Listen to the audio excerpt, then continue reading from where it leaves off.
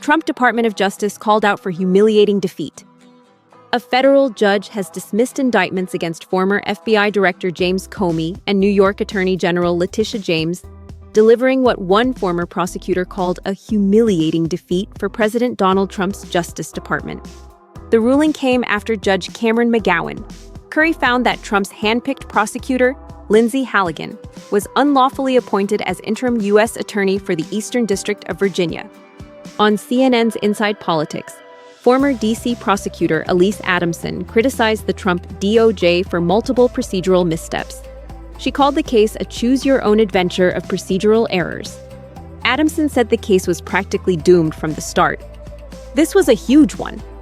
Halligan being appointed after the 120 days of the interim appointment had been exceeded was a huge problem, she explained. And so now these indictments can't stand. Halligan indicted Comey on 2 charges: making false statements to Congress and obstructing a congressional proceeding. She also brought charges against James for bank fraud and false statements tied to her 2020 home purchase. Judge Curry ruled that all actions flowing from Ms. Halligan's defective appointment were unlawful exercises of executive power and are hereby set aside, resulting in the dismissal of both Comey's and James's indictments.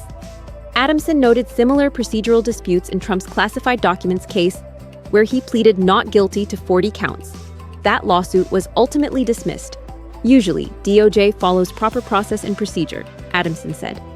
And now we see what happens when the DOJ attempts to do an end run around those procedures.